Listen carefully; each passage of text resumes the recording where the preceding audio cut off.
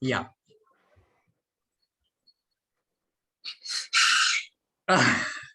Okay. So see, the whole purpose of inviting you all is that it seems that modern parents have completely misunderstood children. It doesn't come from them. It comes from the modern research on children, modern educators, and the whole paradigm of the modern Western educational paradigm simply has not understood children at all. And the proof is that, first of all, it has not only understood children, it has not understood what constitutes knowledge, how was it created. All these things have been a complete, something that has been completely forgotten by the modern paradigm. And I have been actually, researching on children. And this happened because I luckily was expelled from my college when I was doing engineering. So that 1 year gave me a lot of time to think about what is actually happening in the educational institutions, because I have not met even one person who is interested in learning actually. No, everybody would get good marks. That has nothing to do with interest in learning. Don't confuse these two things, because in engineering college, most of them were preparing to become IAS and IPS officers. I couldn't see what is this connection between all this, So I began to look very seriously at what is happening. And I realized that this is utter nonsense that is happening all around, because, neither amongst the teachers nor amongst students, you ever come across people who are truly interested in learning. This doesn't mean that teachers are not good people. They are very caring. They are concerned about you getting good marks, but knowledge-wise, no interest.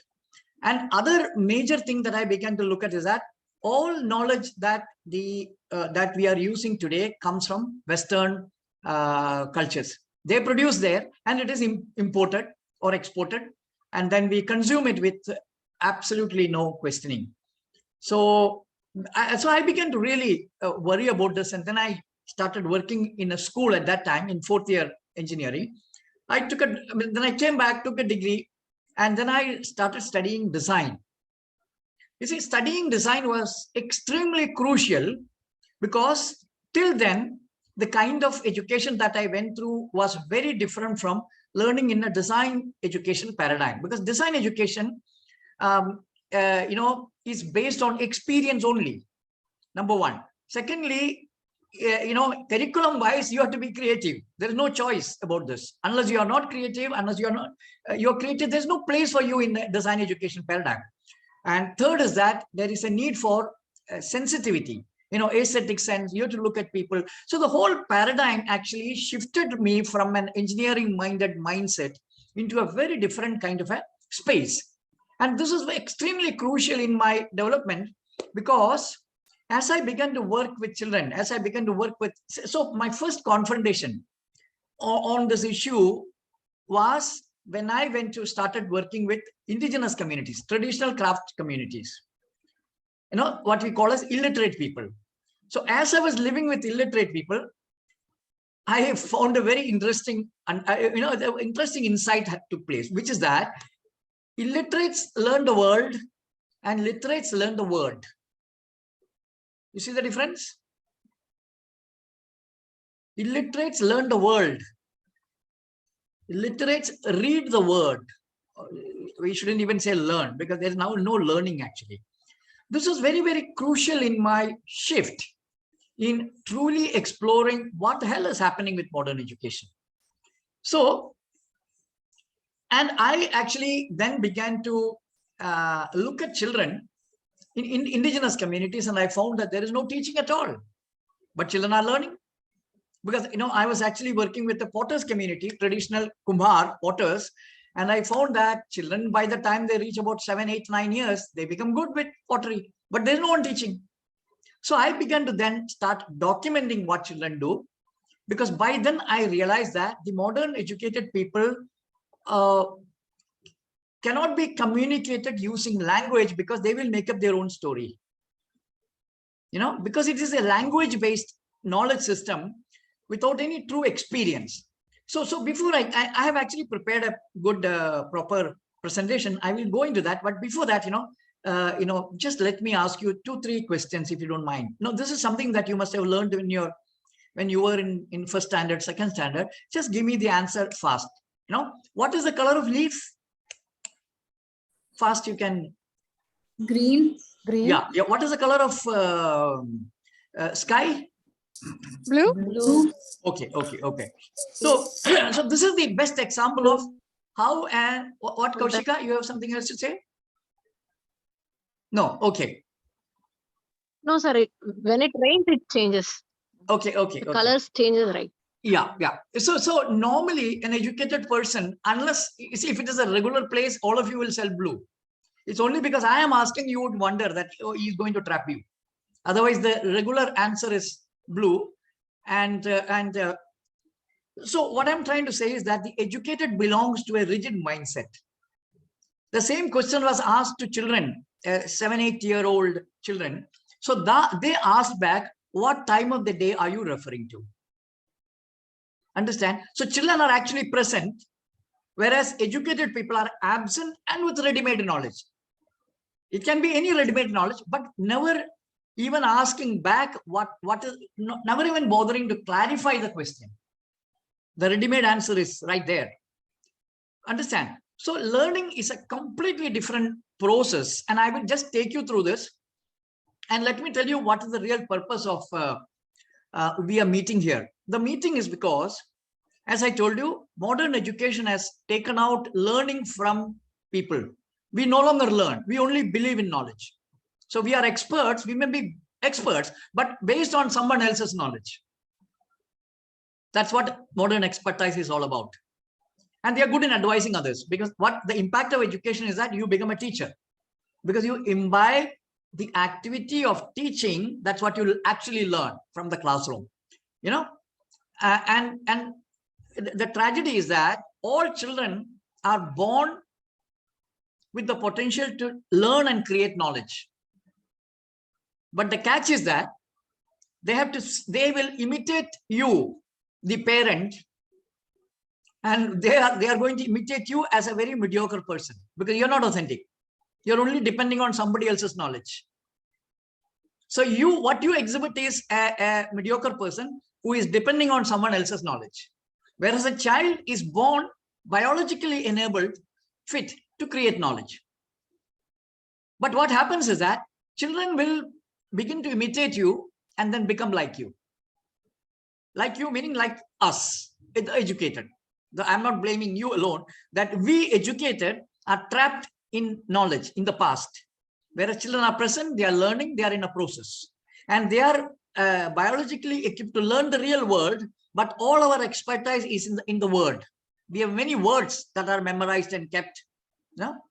So so it's extremely important that the parent create a fantastic environment for children to be learners, to retain their learning ability. And to become a learner is the easiest thing that you can do. One, you must drop your ego that you're an educated person. Second, you must admit that I don't know. That's the only qualification that is required to accept that I do not know. The moment that you say you do not know, then naturally you will begin to the process of observation. Because, it is from the child. Child is a learner. Child is learning all the time. So there is no better place for you to learn what is learning than your child. Observe your child systematically with proper observation. Then you will understand how is the child learning. And in that process, you will also recover your ability to learn. So it's a strange term I want to use. I often use term, a win-win situation. Whereas you enable your child to learn and you reclaim your ability to learn. These two will simultaneously happen. But you should not depend on experts. No coaches, no parenting coaches, nobody you should, you can, become friends with people, but not on an authority basis. Because learning must happen within you, using your senses. This is the crucial thing. And I will now show you a simple presentation that I've made. And I tell you what is the proposal that I have. And okay, I will tell you the proposal, and then we will go into the presentation. So the proposal is this, that you see, there are three aspects of learning. One is that learning the real world. The real world is to be learned. Second is that language is for communication. How do you connect language, the word, and the world? Second. Third is that we are in this particular juncture in our civilization, all of us have to deal with screens, starting with written screens, the book. All these are two-dimensional spaces. And modern human beings have not understood or not have been able to biologically adapt to the 2D. Right. But children are able to do it, because it is from our own research. I can show you that children have fantastically understood the difference between 3D and 2D and how the biological adaptation actually takes place. So let me also, before I go into my presentation, let me ask you another question. I mean, where is Delhi? Most of you are from India only. So let me just ask you this question. Do you know where is Delhi? Where is Delhi? And where is Chennai? All of you know, na? Now imagine traveling from Chennai to Delhi, and then from Delhi to Chennai. All right. Now you've imagined, all of you? Yes. So when you're imagining like this, what is happening within your mind? When you're thinking of going to Delhi, you feel you're going up. When you're thinking of coming to Chennai, you feel you're coming down. Is that how you're imagining in your head? Yes. So this is the proof that we, without our knowledge, are existing in a two-dimensional space. You understand this? Till I pointed out this, it's a subconsciously you, that is how you hold the knowledge. So this is not biological adaptation. Biological adaptation is that the real world is understood and the other world is only something to describe the other thing. Understand? Huh? So the real understanding of the real world within our senses, within experience, not in the realm of language, not in the realm of two-dimensionality. You get my point? Let me also ask you one more simple thing, that you all, just imagine the earth. Imagined, everybody? Earth has come to your imagination. Now, please tell me, what is the size that you saw? Kaushika, what is the size? Huh? Sphere. That's much, A sphere. Sphere, no? Yeah. And did anybody Yes, see image of a photograph? Yeah. No. Yes. Also a photo. Yeah. You see, so this is what is happening with our mind. You getting my point, na? For someone who is not educated, for them, imagining the earth means they are experiencing the earth in a very different sense than an educated person. Educated person reduces everything into the framework of a book. That's all. That's what they see. All right. So now let me just show you my presentation, and then let's discuss based on that.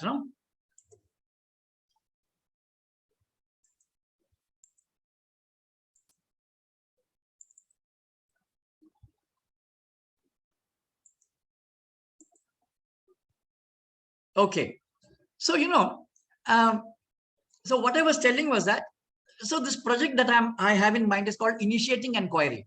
Initiating Enquiry means, create a space for parents to inquire, start inquiring, start learning. That's what it actually means. And what I would like to do is to create a web-based space where we are able to observe, we document, and we share.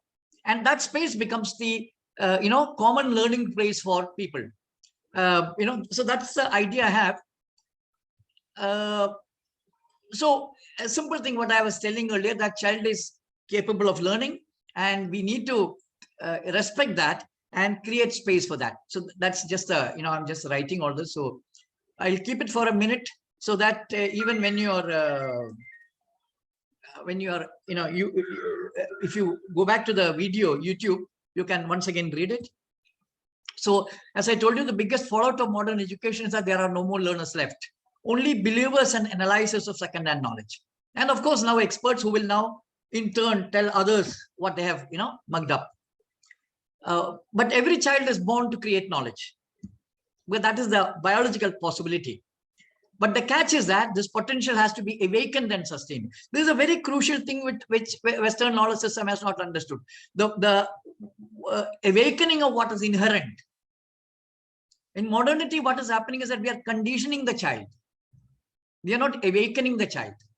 What awakening means, everything is inherent within you, but that can only be awakened if the condition exists for that.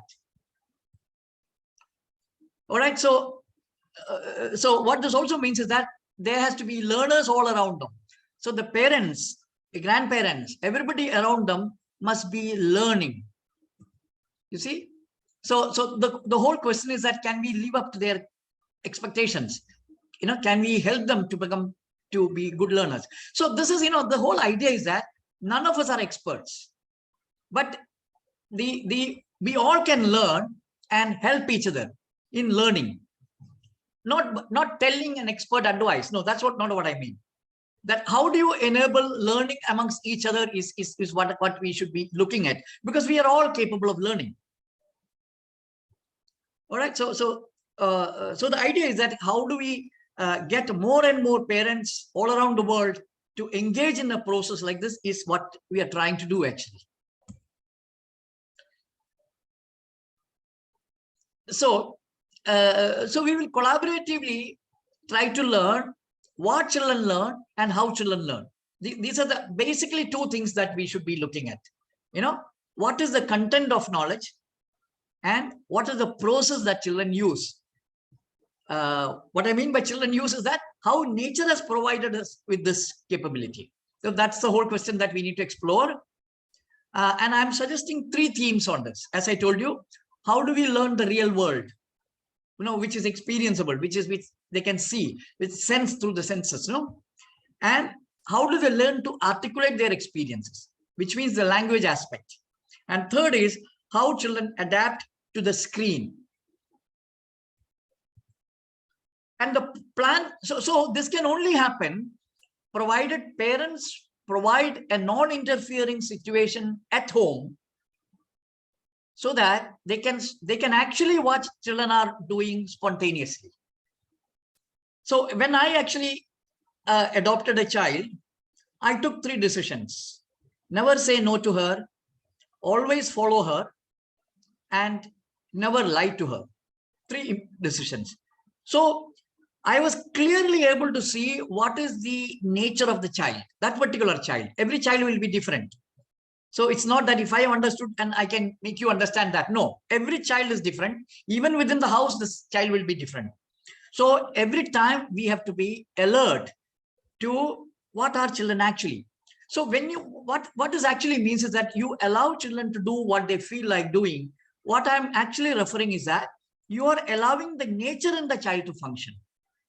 So the child is not responding egoistically until you create ego in the child.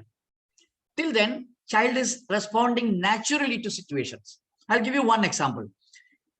I'm sure all of you must have seen when children sit on a sofa, they start bouncing.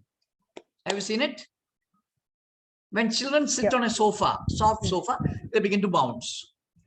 So why is every child doing it? It's not something that you are teaching, no?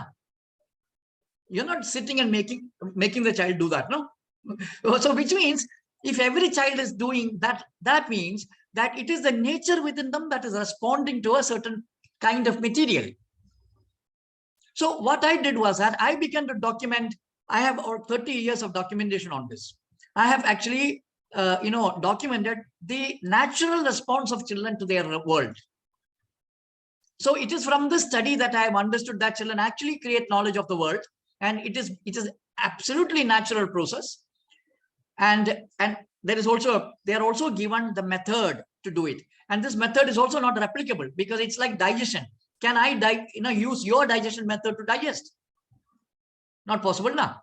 Everybody has been given digestive system, a method of digestion. So I have to do it authentically. Exactly like this, cognitive system is also very similar to digestive system, and it can only happen within you. It's a process that happens within you. All right. And the idea is that you create a totally free environment for children, document what children do.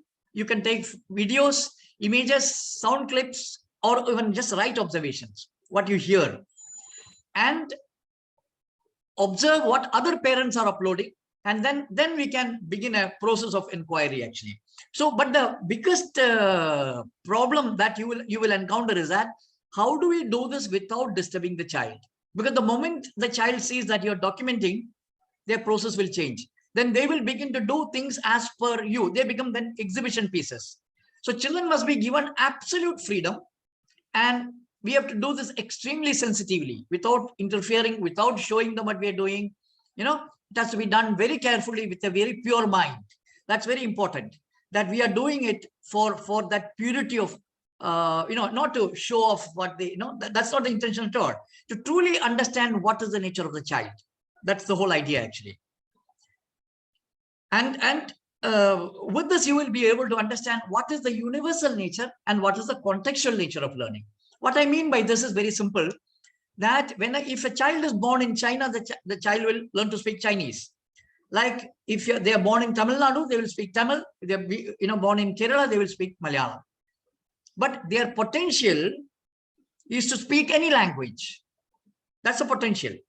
So you must understand there is a universal quality in all of us. We are born with this universal quality, and it is the context that awakens what is required for that particular place. Please understand this. It is so, whatever children experience is very important for them to awaken what is inherent in them. So the whole process is that, so our attention is not really the child. Please understand this. Our attention is not the child, but us. We who have lost our true natural abilities. We have lost our authenticity. So our focus is us, reclaiming what we have lost to become authentic. So that has to be kept in mind, because almost all parenting workshop is how to help you to help the child. No, here the reverse. It's the reverse. You don't have to do anything for the child, because if you help the child will become dependent on your help. Please understand this, because child is absolutely capable of being individual, capable of autonomy.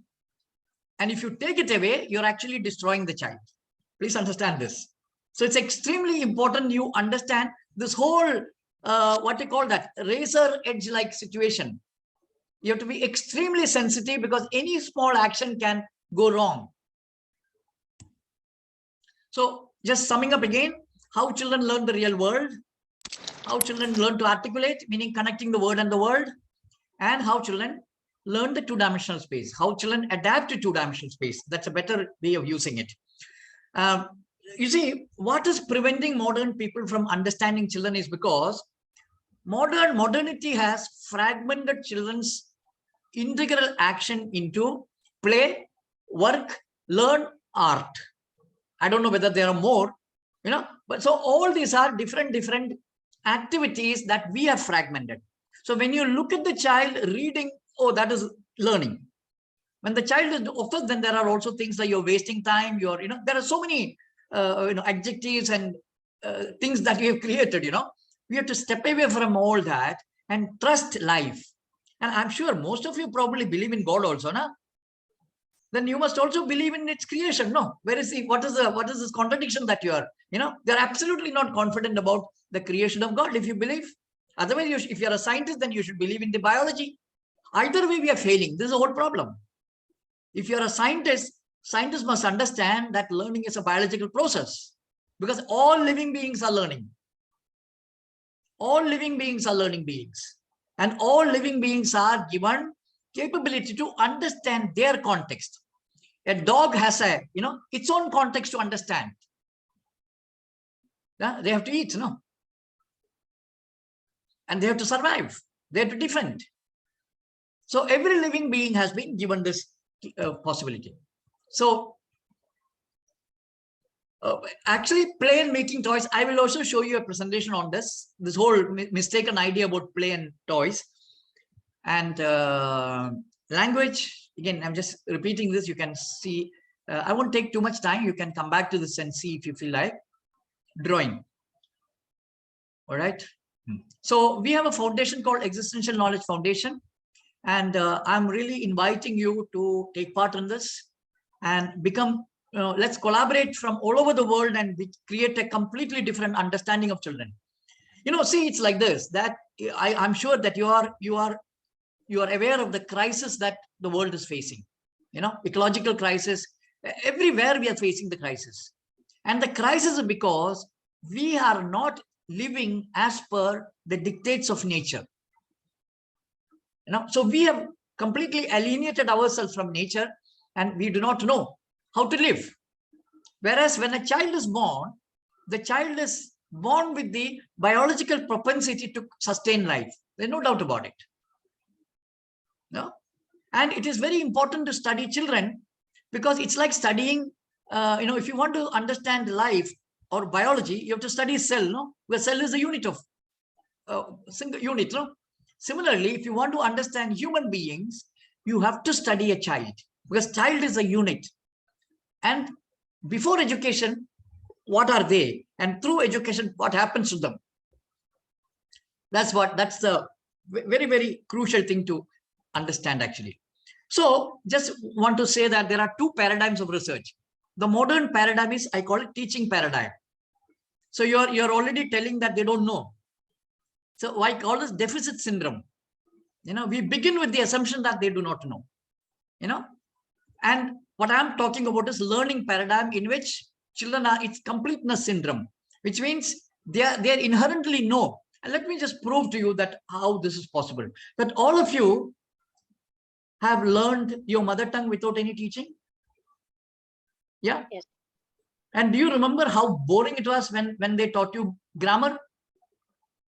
I think it was worse than mathematics actually. Totally. Totally. Why is it so? But the proof is that we know grammar, that's why we are able to speak. You get it, no? So it's so natural for us to speak in a very, very spontaneous and organized manner without any effort. It's so natural. But the moment you begin to learn grammar, you get mixed up because then you're worried about grammar, whether the grammar is right, the word is right, You get my point? So unless you have an internal ability for organizing knowledge, how is it possible that we can talk at all? So I told you this earlier, activity, how we break it up into work, learn, play, etc., etc., etc. And so what is very important to understand is that the formation of the mind. When we are born with the universal ability, universal quality.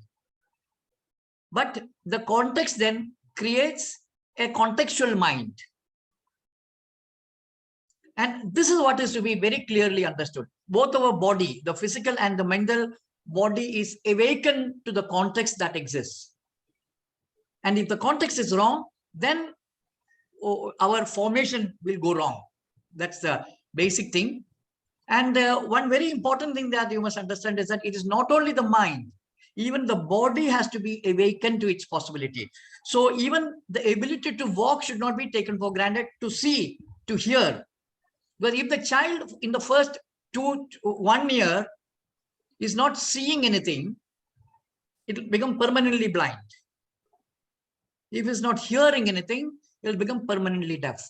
But these are possibilities with which we come. These are only potential. So let me just share with you one very interesting, research that I took out from the net. So these are children, they were looked after by animals. The first one is looked after by dog. The parents were drunk. That's the reason, this child is from Ukraine. Both parents were drunk all the time. So she was actually staying with dogs all the time. So she became dog-like. She was discovered only when she was 12 or something like that, So by then, she had taken the body, the whole behavior of a dog. She was barking, she was eating like, licking. This is a monkey child down. And the right-hand child is, the child was living in Jakarta, somewhere in Indonesia. This child was actually living in chicken coop. You call chicken coop, with hens.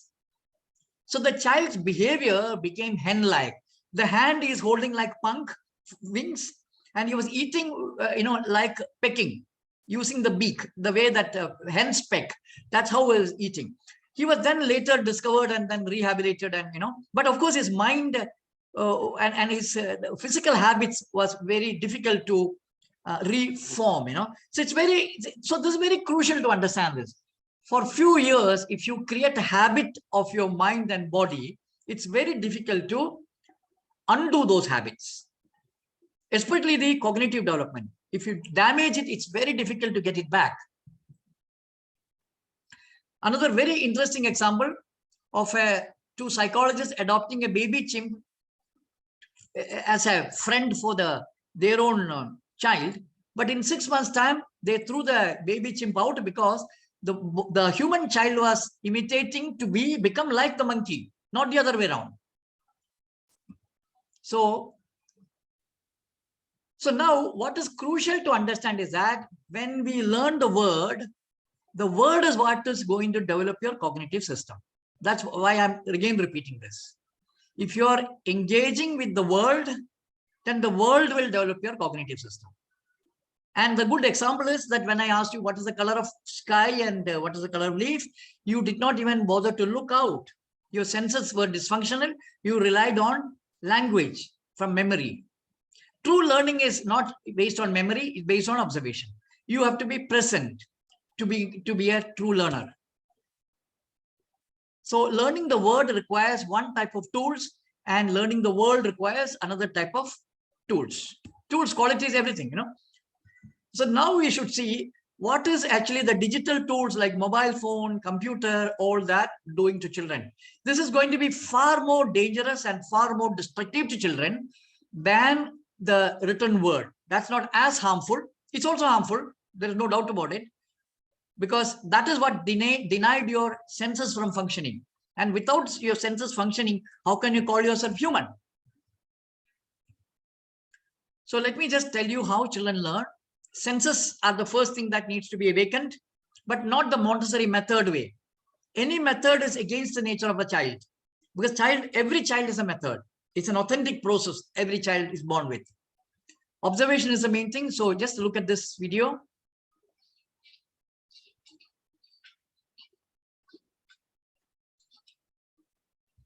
The child is constantly observing. And you can see that actually your own children, when when you talk to the child is actually observing your lips. And they are listening to the sound, not to the word, not to the meaning, the sound.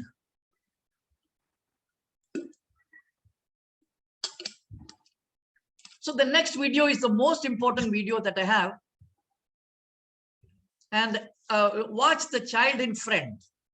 See how the child begins to compare and differentiate. Finding similarity, finding difference is the crux of learning process.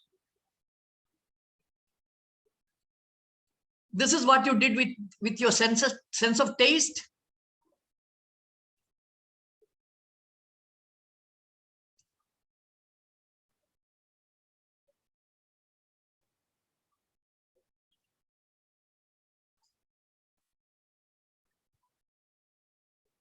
See? Thank you very much. Please thank the child and take his blessings. He will bless you now. Because you really have to take blessings from children, because only they can help you to regain your learning ability. Thank you. All these people also, please. Yeah. So cognitive conditions. This is the most important thing that we must understand. How does the cognitive condition either awaken what you have or condition you? This is the crux of the matter. That will the condition awaken your inherent learning ability or turn you into an analyzer of second-hand information? That's the crux that we need to understand. So in indigenous communities, there is no ready-made knowledge and there is no teaching, which means that you are in the realm of unknown, which means you are open, you are observing. More than all this, you are humble. See, most educated people are very arrogant because they know. Their feeling is that they know. Only in the realm of unknown, you can be humble, because there's nothing you can do. You can just observe.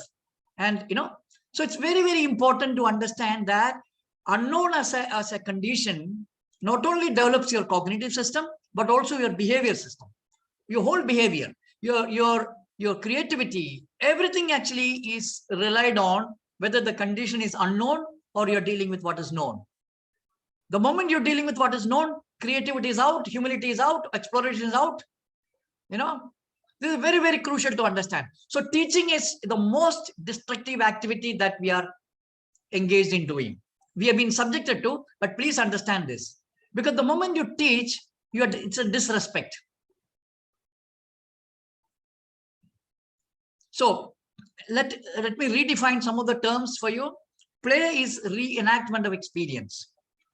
Other thing that you must understand is that it's actually playfulness. Children turn all activities into play and all objects into toys. They don't need toys at all. In that sense, toy is even more dangerous than schools. Because by giving a toy, you're distracting the child from the real world to the toy. And you're changing that activity, a cognitive activity, into a play activity. Play is not an activity.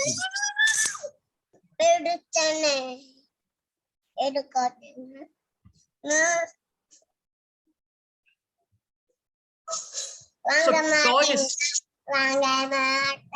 Raghu, can you please switch off the mic? Yeah, thank you.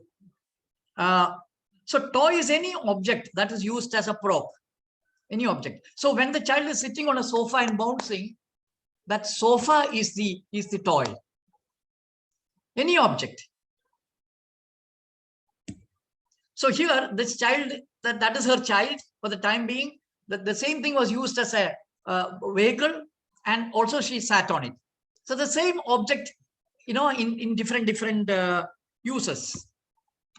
So as I told you, playfulness is a quality embedded in the child. So naturally, every act is a play. And look at this. This is a very, very interesting example in which the child has taken a bite, coconut piece, and immediately he saw looked at the shape of that. He remembered the Nandi bull, the horn.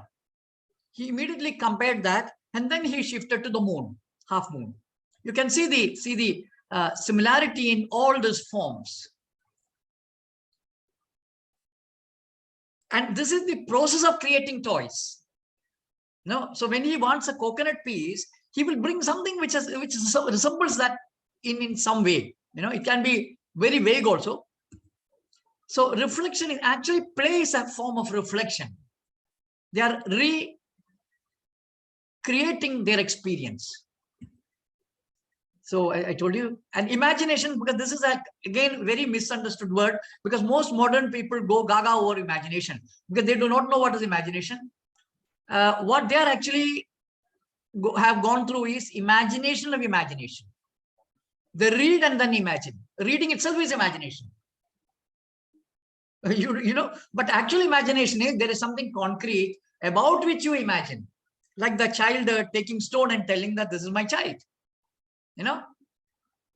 So, and these are the real cognitive processes actually, which a child is actually capable of going through. So, fantastic example. 2 combs have become his aeroplane.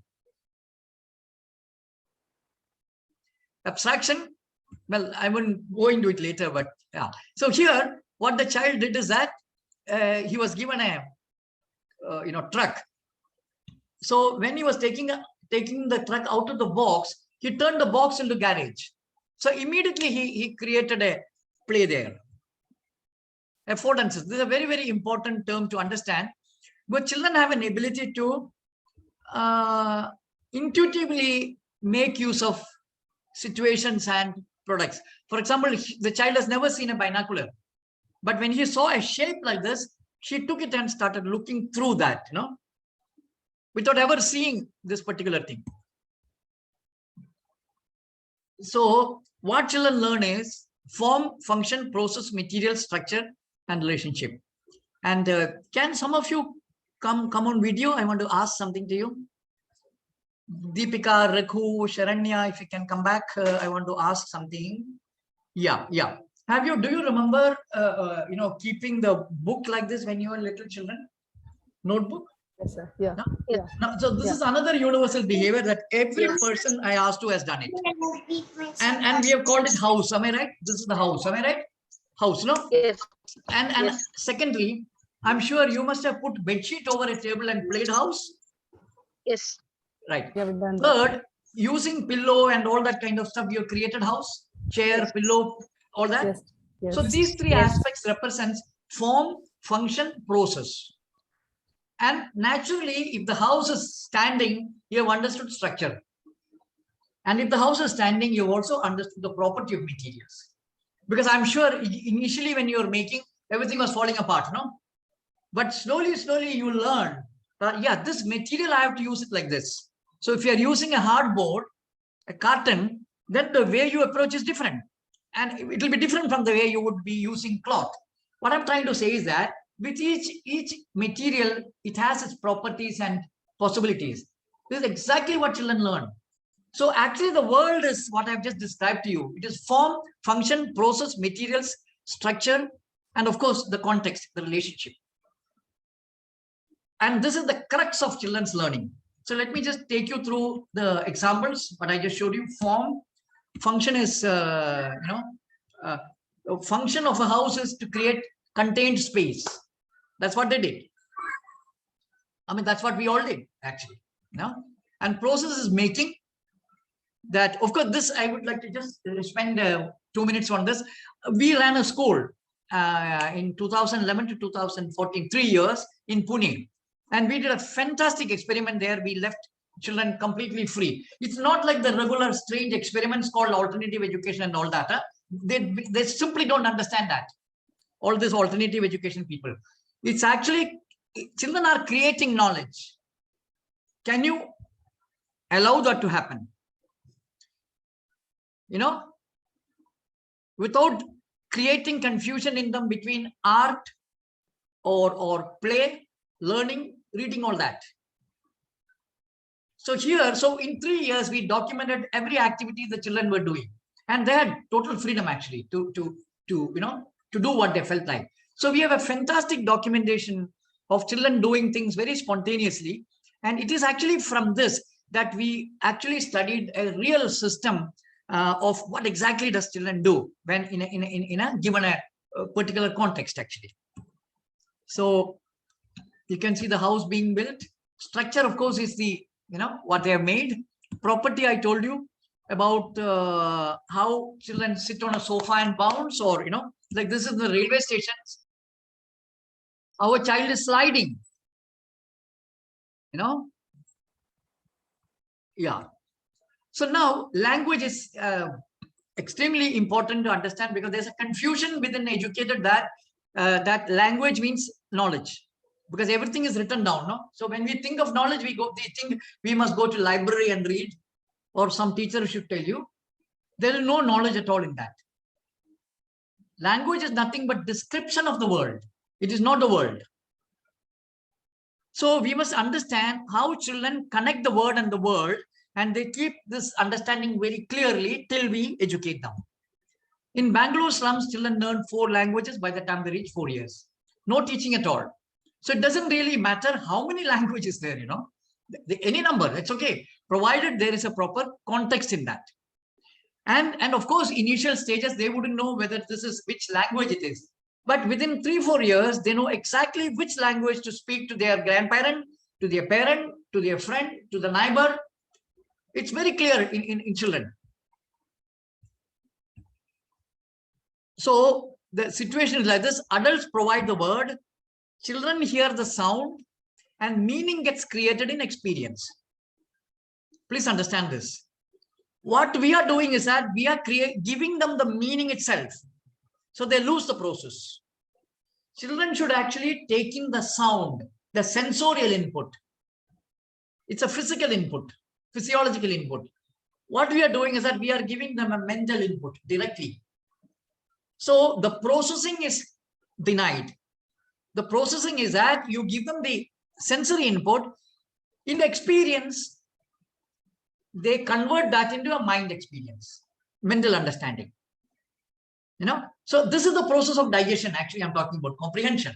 From what they have experienced, how do they learn to connect the word and the world and articulate that? So in that sense, actually, living is verb and talking is noun. Language is noun. Because the act, see, for example, I'll tell you another very interesting example.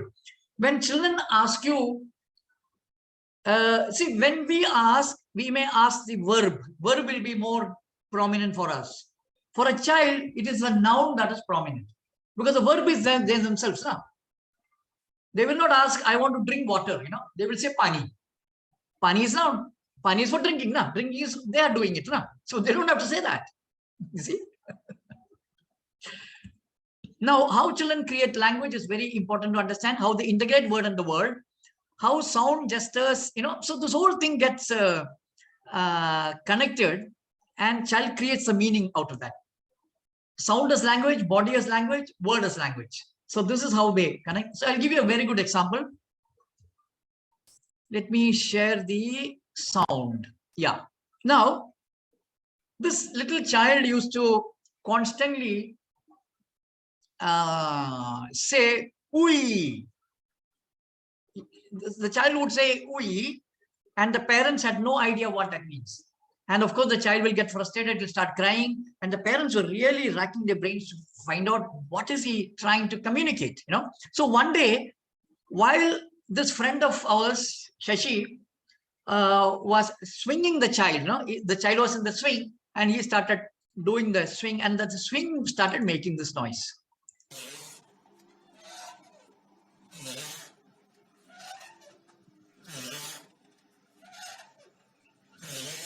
Are you hearing that?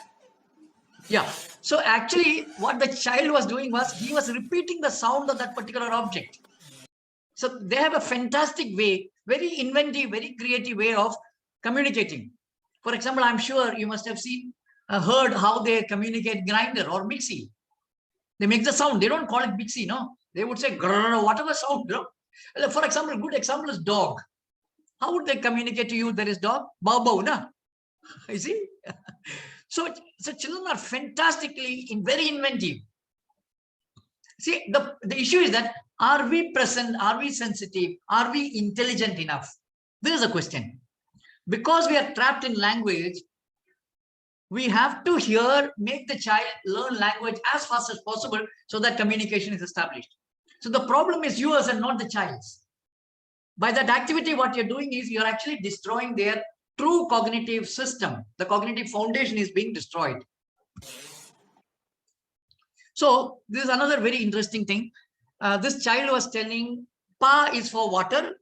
And when the child for the first time encountered the sea, he said pa boo with the extended hands. So pa is the water. Boo is the sound the waves were making. And the extended hands meant the hugeness. So that act is actually one full sentence, You can also see how adjectives and verbs slowly get into the child. So the interest I have is that can we, all of us, spend time learning how children actually create language, how they create a particular sound to mean something. How do they, bring in adjectives? How do they bring in, nouns and, verb and all that, It'll be a very, very interesting experience because there's such a beautiful thing to be observing the children, no? Because you're actually observing total creativity in action. That's what it is. And then we say they are not creative and all that kind of strange complaints. Because we do not know what is creativity. That's the reason. Children are, see, basically what it actually means. Creativity means when you're encountering the unknown, the response you take is creativity. Now what has happened is that most of this modern people have taken over creativity to mean art and all that kind of nonsense. That's not creativity. That's another skill. True creativity is responding to the unknown. And if you don't teach, every being is creative. Every child is creative. It is through teaching that you kill their creativity. So same thing happens when children, for flower. So their whole body is in action. So to distinguish between what the child is smelling, whether it is a fish or a flower, from far away itself you can understand. From far, how the wrinkling of the nose and the face is, just by that you will be able to understand. So the whole sense of number, all that is coming from sensorial experience. You see, you must again understand a crucial difference between how our body understands mathematics and how the mind understands mathematics. Body has a very, very, very concrete yet very tentative way of or an approximate way of understanding mathematics. For example, when you're in the kitchen, how are you deciding various spices? Is it through measurement? Sensing? No. Understand? But you meet anybody who is too much educated. They will not be able to use their sensory this thing. They will have to measure. So I often remember when people from West come to India and meet up these people, they want to take the measurement.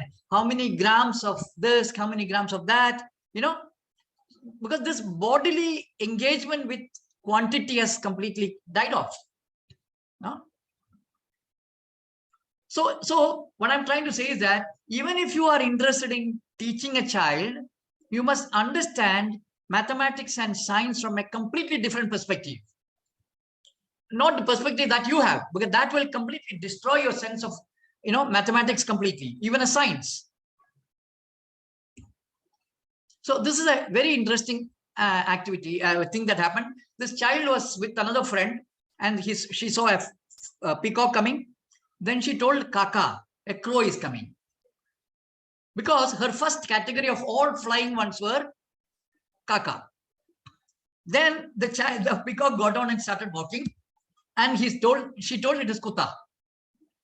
Because the category of all walking ones were Kuta. So how children build this category by looking either at form, function, or use, is so interesting actually.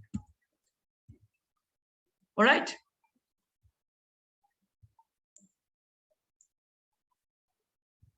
Yeah. So this is another interesting thing that happened. So initially the child used to call Mimi and Cuckoo for dog and cat. When the child saw tiger, he called it Bada Mimi. You see? So adjectives, how they build, the formal resemblance.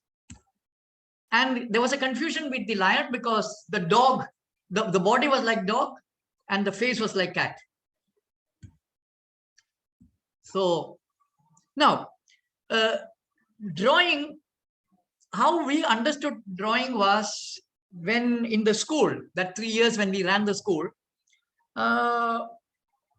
we began to observe what were children drawing also.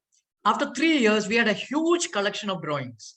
And as we began to look at what children were drawing, we found exactly the kind of things that we saw in action. Like I told you about form, function, and all that. We found a very similar thing in drawing also.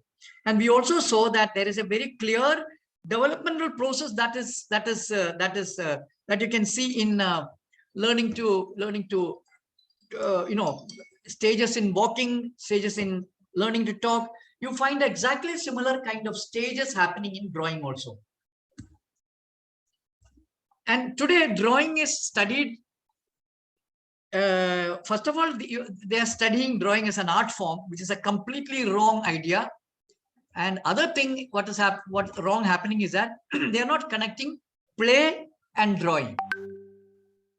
So in our thing, experience was the basic, source of which they make play, of which they draw. There's a source is their experience. And we also saw a connection between play and drawing. So as I told you, there are stages in walking, talking, and all that. So scribbling is a stage in which spontaneously the crawling stage of drawing. And just to say that, that children draw what they see. So human face is usually the front, the eyes, the face first, and then slowly the rest of the body comes in. And animals and the birds is on the side.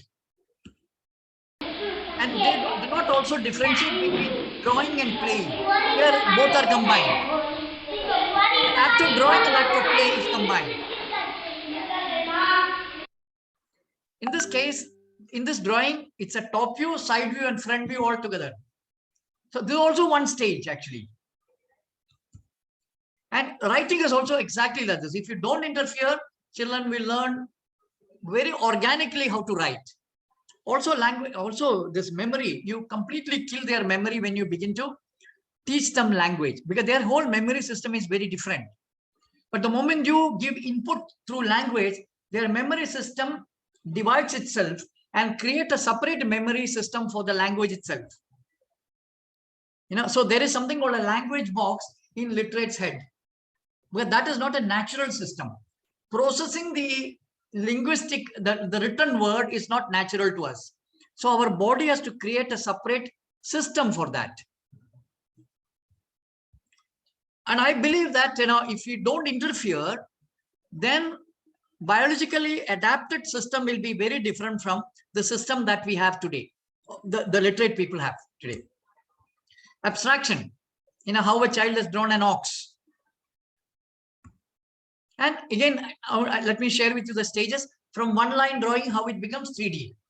You can see how the first verse is like this, then slowly the stages that are happening, becoming 3D, So you can see this very clearly. There is a clear attempt in the child to understand 3D in terms of 3D.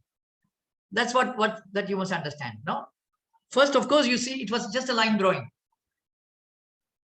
Of course, she knows that it is 3D. So this is the stage that we are talking about.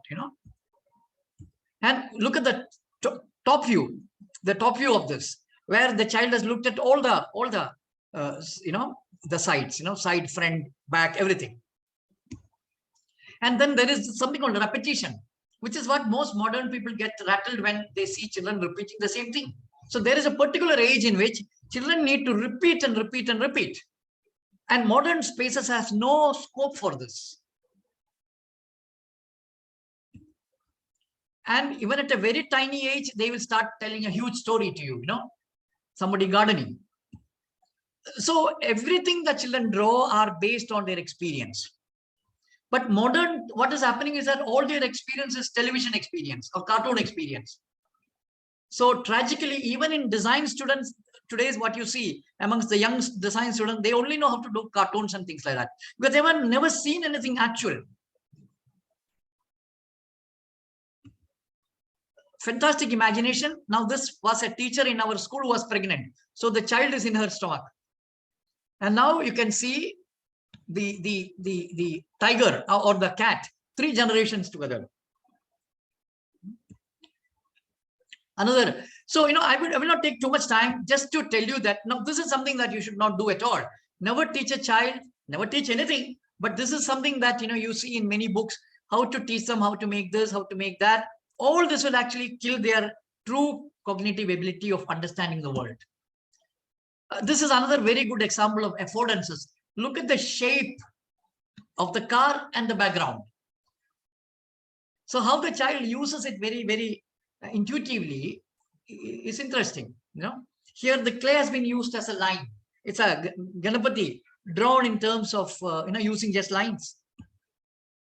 So drawing is the playing that children do on 2-dimensional surface, or drawing is the process that children use to make sense of the 3-dimensional world in terms of 2-dimensional space. So this I told you. So the crucial issue is that how do we retain the integrity of the mind and the body? And this can only be achieved by retaining the integrity of word and the world. So when you teach through language, what we are doing is we are fragmenting our body and mind. You see, children are both, their mind and body are present together. They are totally present. Whereas we are physically present, mentally absent most of the time. Am I right? That's because we are language dependent. Actual presence means your mind and body are together. That's what it actually means. So this is the crucial thing that we should ask. How does the formation of the mind happens? What should be the content? What should be the process? You know, extremely crucial, and at one level extremely easy, because that is what children are meant to do. So the whole thing is that, you know, I want your help in every way to begin this process actually. So this is during the COVID. Some parents have been connected with us throughout the COVID time, and we convinced the parents to allow children to draw on the floor. And you can see the whole floor has been used for drawing the, you know, it's the whole Bombay suburban railway system that the children have been drawing, you know. Yeah. So my request is collaborate, spread the word, and support. Support both also in financially, but more so in technological terms. You know, I want to create a proper website, and I don't have much help, and, you know, people who can help in ways, you know. So please, if possible, please connect and help me. So this is the email, and we also conduct several parenting workshops to enable, to make people understand what is learning, not to make them, not to give them any expert advice, but to ensure how to, how to respect the child and how to enable learning. So we are doing it in Coimbatore just end of April. I will actually send that note on the our group. So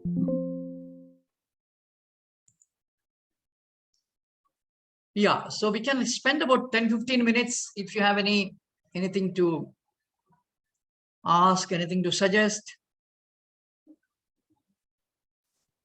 I would like to go first. Yeah, sure, Sukanya. So yeah, being an educator, I know, like, I really understand, and I think I more or less kind of follow the perspective you're trying to, put across. But I just have one more question. Like, when they're around, like, some, say for example, around 4 or 5, like, we're not trying to teach them anything. They're trying to learn from around the world with their own experiences, and we're not just observing them. So I totally get that. But how about teaching? I mean, not teaching. How can they learn about mathematics or about? No, see, we have not understood mathematics at all. The problem, that's the problem I'm trying to talk about. Okay. Children have a natural way of understanding mathematics. You see, I want to ask you one thing. How the grammar, we have miserably failed in teaching grammar, no? I truly understand. I always hated sitting in the grammar. So this is the case with almost all the subjects. Okay. It is not because we are teaching, they are learning. Okay. See, I want to tell you one thing, that all the knowledge of the world is inherent within us. Okay. That needs to be awakened, not taught. For example, how did grammar happen to you? Without knowing grammar, we are able to speak. Now, the question is that how do we enable us to learn grammar? That's the question we must ask. Not how to teach grammar, how to enable learning of grammar. Yeah, exactly. It's actually very simple. If you begin to pay attention to how I am speaking, how you are speaking, I'm able to understand the process, the way language is spoken. So, but it requires what I call as metacognitive awareness. Okay. And there are 3 types of metacognitive awarenesses. Why, what, how? Because this whole knowledge is nothing but answer to these 3 questions. Why, what, how? Yeah. So implicitly, we are learning about the why, what, how of the world. Why are we learning? What are we learning? How are we learning? Yeah. That's already given to us. Right? So if we begin to pay, but it's not easy. And also one thing you must understand, life only wants you to learn the first level. Second level is actually something that only few people should do. Because now everybody has learned to teach. What will people do? There's nobody to farm, nobody to do anything actually. Yeah. If you look at traditional societies, teaching was a very, very minimal activity. Everybody was involved in doing something. Yeah. Today, there is nobody who is doing anything. And also, if you actually look at truly knowledgeable people, you can count them on your, that's it. Others are just wasting our life and their life. So true knowledge is something that will be accessible to people who can do metacognitive awareness. I'm telling this because I personally went through this. I stopped reading completely in 1990. For many years, I did not engage with reading at all. So my cognitive system rewired. I began to observe, I began to observe, I began to observe. And because I was interested in why, what, how of knowledge, my whole focus was on, I was always living with these questions, which means it was very natural for me to observe. For example, all of you have seen how children bounce on sofa. Why is that you have not taken note of it? Taking note of it is a metacognitive act. You've seen it, but you have not taken note of it. So no, like say for example, you're taking note of it. So yeah. What is the process that we should be doing after that? No, like you see, it will happen within you. It's like digestion. How will you digest your food? Na? Don't ask that. The moment we become alert, you see, you must be consumed by these questions. Na? It can't be a shallow question. You have to be deeply concerned about this. Only then you will go into the second stage. First stage is accessible to everybody. Language learning is accessible to everyone because that is our nature.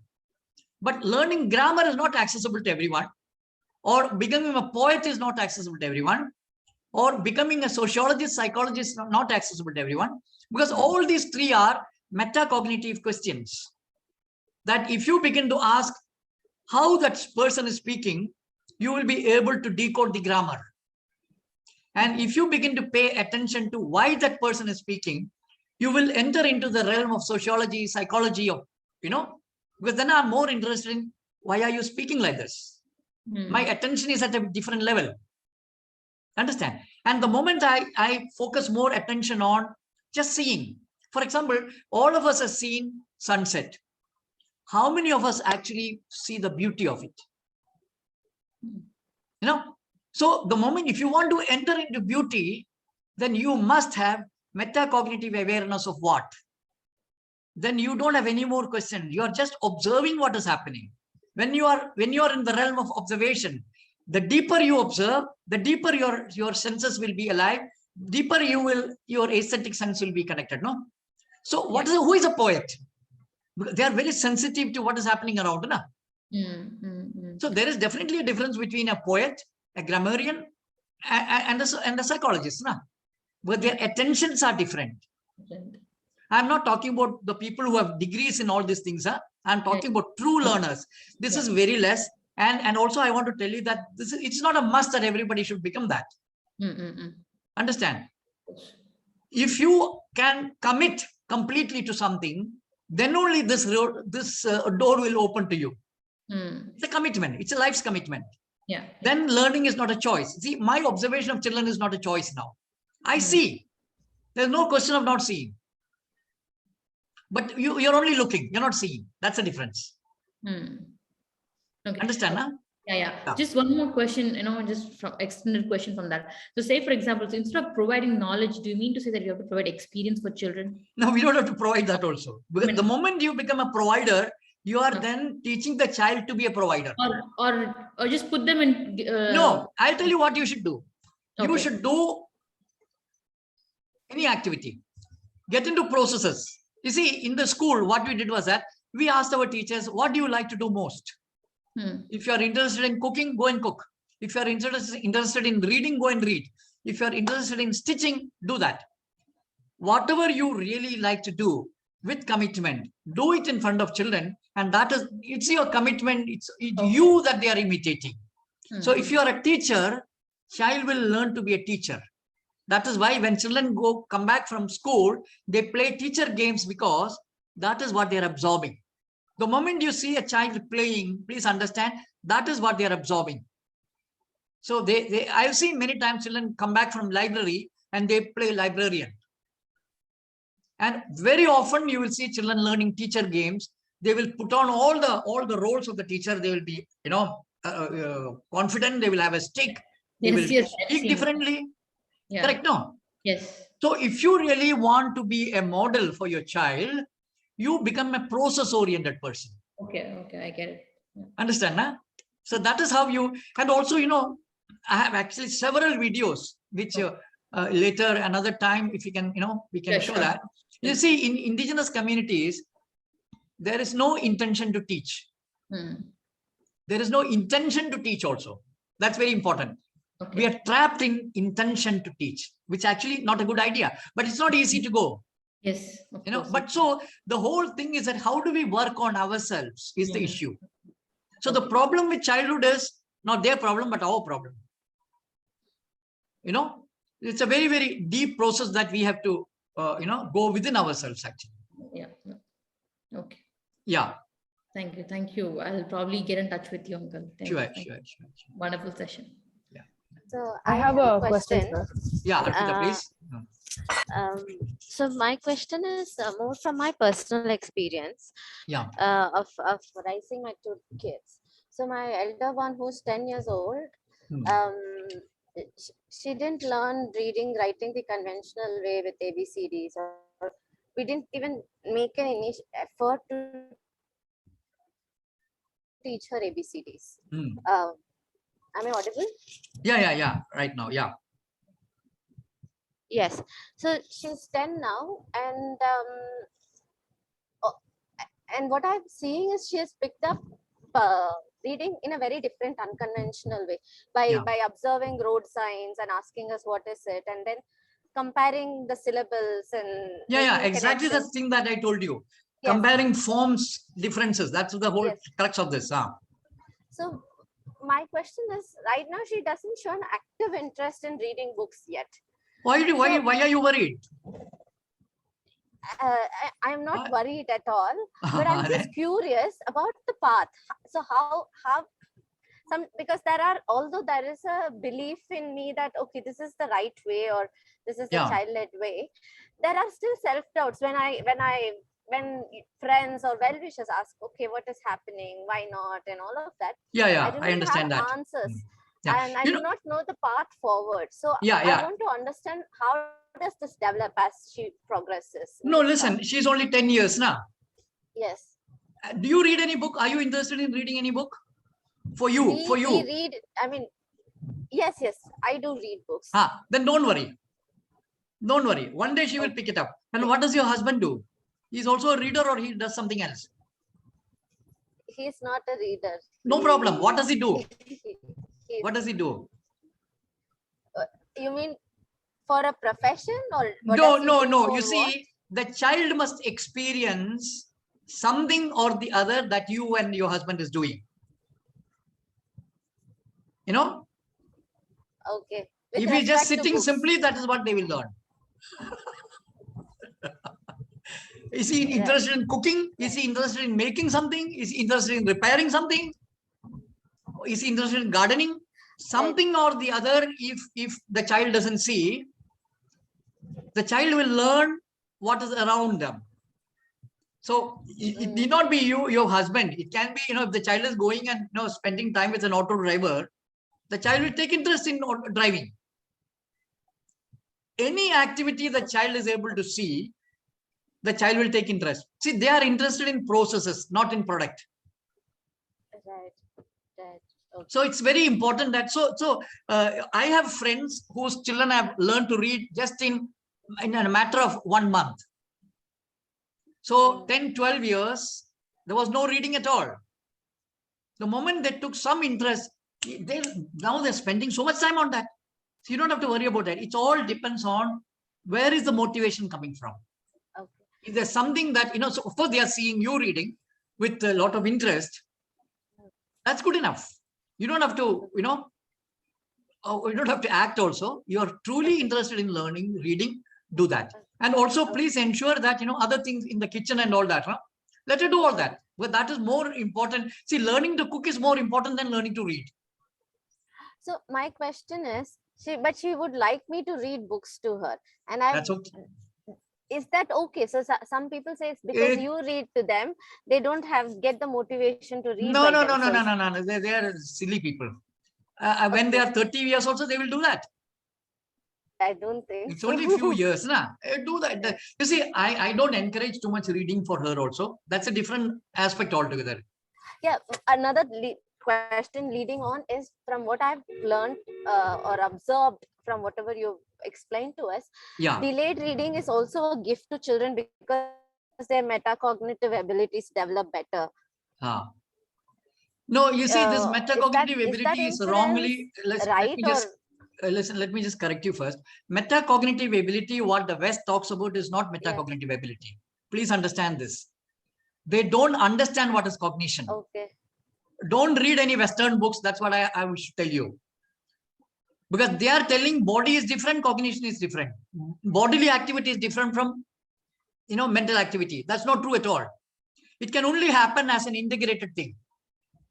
What I sense is what I cognize. So what they are talking about is absolute nonsense. I am sorry to state things like this, because I've seen the kind of research they are doing in the world, in their paradigm. It's wrong completely. Another time we can sit on it, but today there won't be any time for that. Yeah. Deepika, you had something to ask, and we'll. Yes, sir. I have a question. Me and my husband, we are not into the modern schooling practice for our son. Yeah. He is currently 3 years now. So after attending this session, I would like to know if providing resources itself will inhibit the learning process or not. Yeah. No toys are required. See, what is the child is actually trying to learn the real world. That's number one. Children need to learn the real world as an autonomous process. What is coming from inside of them. So what they should see is that you are into some activity.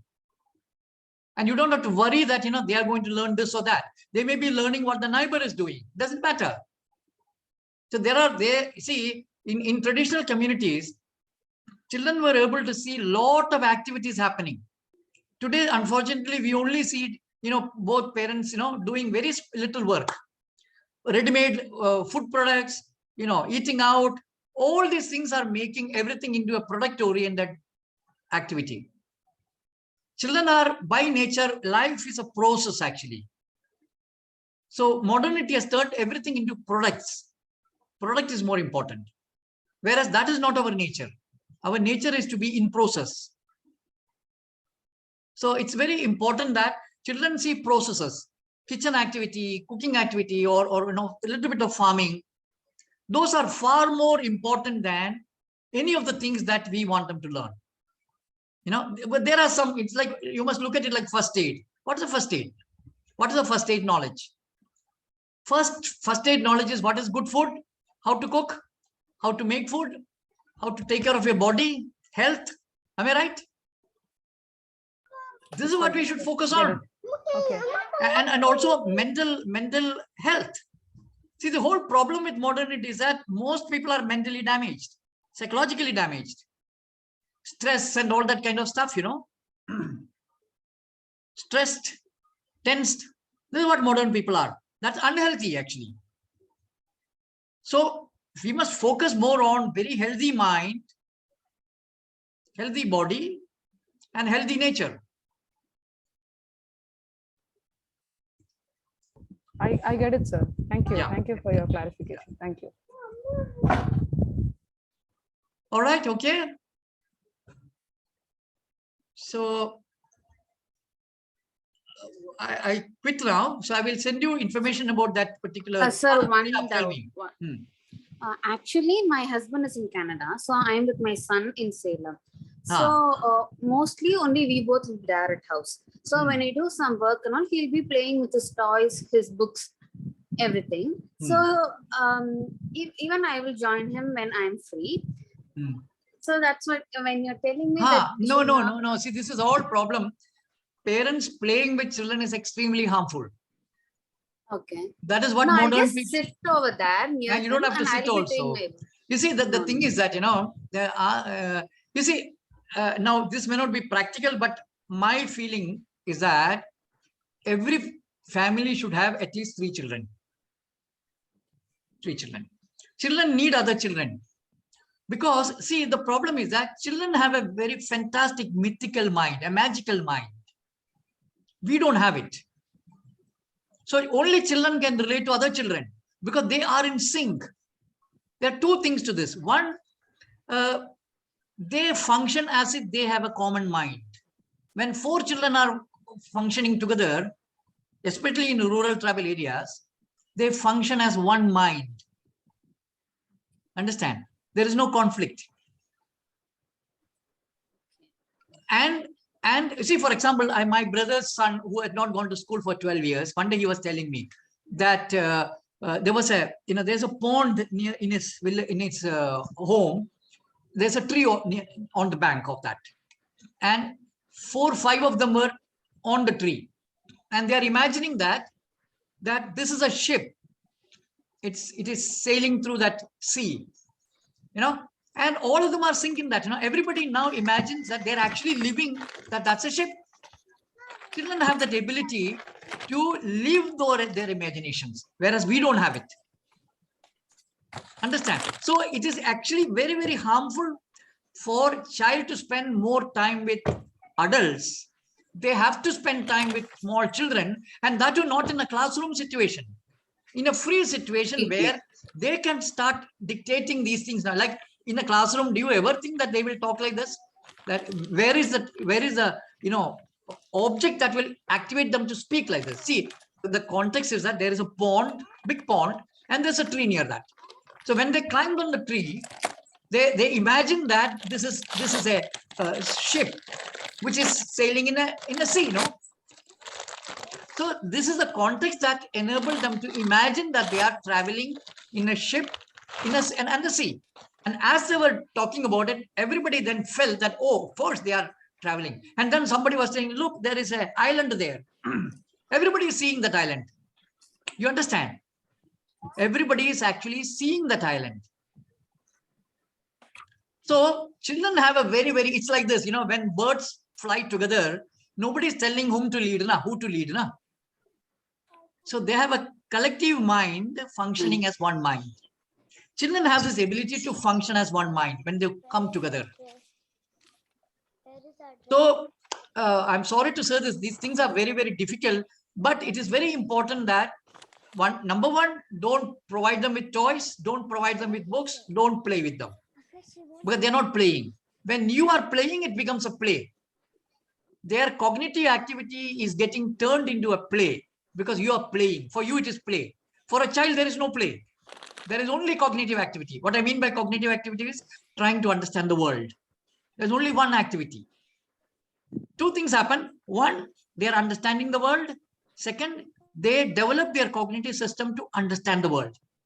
2 are happening simultaneously. So there is a creative system that is getting formed, which is capable of creating knowledge, and knowledge is getting created at the same time. Understand, na? Yeah. Thank you. Yeah. All right. So, okay, then this will be on the, what you call that,